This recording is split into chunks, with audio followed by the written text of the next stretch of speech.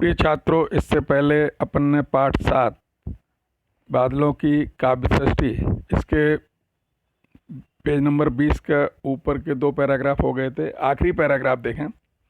इन व्योम काव्यों में इंद्रधनुष भी होते हैं, उभय संध्या की शोभा भी होती है, बादलों के अंदर और बादलों से बने हुए रेगिस्तान भी देखने को मिलते हैं और बीच बीच में छोटे मोटे सरोवर भी बनते हैं। लेखक कहता है कि जो व्योम काव्य है उसमें इंद्रधनुष भी होते हैं। इंद्रधनुष आपने आकाश में देखा होगा, बरसात के बाद दिखाई देता है। उभय संध्या, उभय यानी जो जिस समय दिन और रात दोनों मिलते हैं उसको कहते हैं उभय संध्या की, उसकी शोभा अलग ही होती है।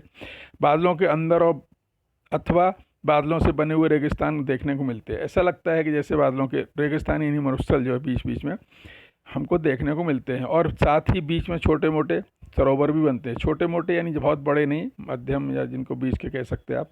सचमुच पृथ्वी की उदारता से वातावरण को जो बादल मिलते हैं उनके लिए सूर्य की किरणों के प्रति हमें कृतज्ञ होना चाहिए।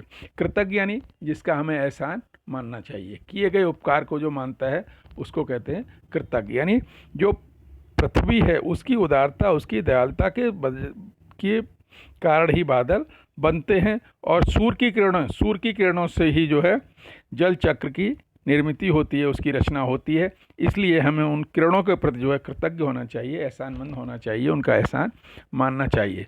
सूर्य की किरण, आकाश की पवन और पहाड़ों के प्रतिबंध सबके सहयोग से बादलों की सृष्टि होती है और विशाल एक चक्र चलता रहता है। यानी सूर्य की किरणें, आकाश के पवन, पहाड़ों के प्रतिबंध और इन सभी के सहयोग से, इन सब की मदद से ही बादलों की सृष्टि, रचना, उनकी उत्पत्ति होती है। और ये एक विशाल एक चक्र जो है ये सतत चलता रहता है। समुद्र का पानी बादल के रूप में आकाश में चढ़ता है और बारिश के रूप में समुद्र के पास पहुंच जाता है।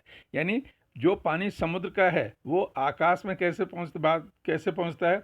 बादल के रूप में। यानी भाप बनता है और ऊपर पहुंचता है और ठंडा होकर के वो बादल बन जाता है और फिर आकाश में चढ़ता है, और बारिश के रूप में समुद्र के पास पहुंच जाता है, और फिर बारिश होती है तो वही पानी वापस समुद्र के पास पहुंच जाता है।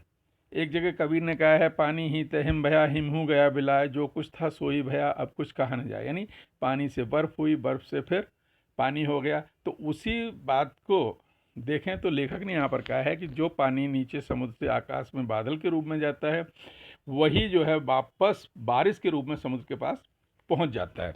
बादलों में फटे हुए बादल बड़े सुहावने लगते हैं। बादलों के पुंज के ढेर जब बनते हैं तो वे बर्फ़ के पहाड़ों के जैसे भव्य और स्वर्गीय दिख पड़ते हैं, लेकिन केवल घने बादल शायद ही विशेष शोभास्पद होते हैं। वो पुंज यानी उनके समूह, उनका झुंड जो है ढेर में जब इकट्ठे बहुत सारे बनते हैं तो बर्फ़ के पहाड़ों के जैसे भव्य और स्वर्गीय, इससे पहले भी बताया था, स्वर्गीय वैसे बोलते हैं जिसकी मौत हो गई हो, मृत्यु हो गई हो, लेकिन बोलता है उनकी विशालता और वो जो उनका जो सौंदर्य है वो वहाँ पर बरोबर दिखाई नहीं पड़ता, और शायद ही वो विशेष शोभास्पद होते, उनकी यानी सुंदरता बहुत ज़्यादा नहीं होती। ज़िंदगी में हिमाच्छादित शिखर पहली बार देखने से ऐसी धन्यता हुई कि इसमें इस दिन का महत्व दृढ़ करने के लिए मैंने उस दिन अपनी छोटी सी बांसुरी में उसका विशेष जिक्र किया था। वासर दिन को कहते हैं, बांसुरी यानी दिनचर्या, जो लोग, कुछ लोगों की आदत रहती है रोज़ अपना लिखते हैं, तो वो कहता है उसका महत्व जो है मुझे ऐसी आयुष यानी ज़िंदगी में ऐसा वो दिन मुझे दृढ़ मजबूत करने के लिए मैंने अपनी डायरी में उसका विशेष जिक्र किया है, यानी उसकी विशेष रूप से चर्चा की है। विशालकाय सफ़ेद शिखर देखकर मैं भी तृप्त और मस्त हुआ था, लेकिन देखा कि वे भव्य पहाड़ भी अपने ढंग का नखरा कर सकते हैं। यानी तृप्त, एकदम उनकी सुंदरता, शोभा देख के मैं अपने आप को धन्य समझ रहा था और एकदम मस्त हो गया था। उसी समय मेरे को लगा कि जो भव्य बड़े विशाल जो पहाड़ हैं वो भी एक अपने अलग ढंग का नखरा कर सकते हैं, नखरा न जाकर दिखा सकते हैं। जब सूरज पश्चिम की ओर ढल पड़ा तब शिखरों के रंग कुछ फीके पीले से हो गए।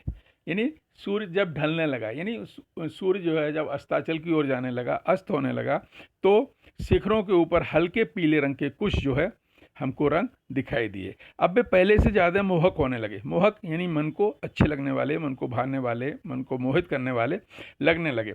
बर्फ के रंग देखते देखते ऐसे बदलने लगे कि एक क्षण के लिए भी नज़र उन पर से हटाना कोई अजीब सुंदरता खोवे जैसा था। यानी अगर एक पल के लिए वहाँ से अपनी नज़र हटा लें तो ऐसा लगता था कोई बहुत अजीब, बहुत विचित्र जो सुंदरता जो है वो खोने, यानी वो मेरे पल से, मेरी नज़रों से ओझल हो जाएगी। और कितना आश्चर्य कि इतनी विलक्षण चंचलता का प्रत्यक्ष साक्षात्कार होते हुए पहाड़ के चेहरे पर की गंभीरता एकाचित भी नहीं नष्ट नहीं होती थी। यानी वो उससे आगे कहता है कितना बड़ा आश्चर्य, कितना बड़ा ताज्जुब कि उसकी विलक्षण जो बहुत बड़ी चंचलता चपलता का जो प्रत्यक्ष मुझे साक्षात्कार यानी हो रहा था, मैं जिसको देख रहा था, वो होते हुए भी पहाड़ के चेहरे की गंभीरता, पहाड़ के चेहरे की जो गंभीरता है वो ऐसा लग रहा था कभी भी नष्ट नहीं होती, यानी कभी भी नष्ट नहीं होगी। एक जगह खड़े रहने पर हिमालय के अनेकानेक शिखरों की एक पंक्ति उत्तर की ओर जब प्रकट होती है तब उसकी शोभा और उसकी भव्यता तो अवर्णनीय ही है।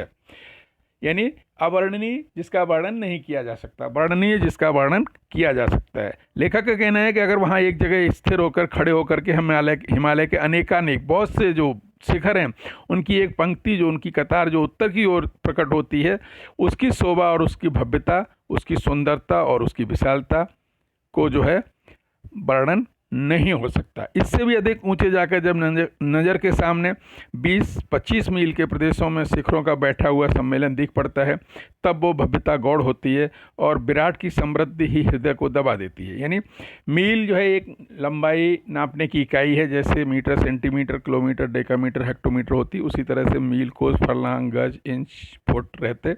तो वो कहता है कि ये सब जो है उनका जो शिखरों का सम्मेलन ऐसा लग रहा था बैठा है, और वो सुंदरता भव्यता जो है गौड़ हो जाती है और विराट की समृद्धि ही हृदय को दबा देती है। यानी जो उसकी विराट यानी जो बहुत बड़ा उसका जो समृद्धि है, संपन्नता है, वो एकदम हृदय को दबा देती है। यानी एक अजीब सी हमको जो है स्थिति महसूस होती है।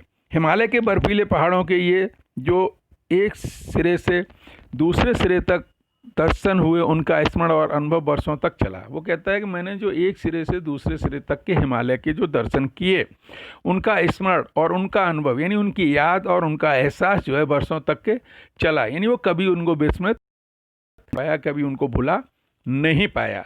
नैनीताल, अल्मोड़ा होकर कौसानी, वहाँ से उत्तर की ओर हिमालय तक सुदीर्घ प्रदीर्घ अनवरत शिखर माला दिख पड़ती है। सुदीर्घ यानी काफ़ी बड़ी, प्रदीर्घ लंबी चौड़ी फैली हुई, अनवरत लगातार निरंतर सतत शिखर पर्वत माला, यानी उनकी जो एक पंक्ति है, उनकी जो डोर भी कह सकते हो, उसके शिखरों की जो माला कह सकते, वो लगातार हमको दिखाई देती है। यानी हमारी नज़र वहाँ पर खड़े होकर जहाँ तक के जाती है, वहाँ तक के हमको हिमालय की पर्वत चोटियाँ, हिमालय के शिखर हमको दिखाई पड़ते हैं। ठीक है, इसके आगे का अगले पार्ट में अगले पीरियड में बताते हैं।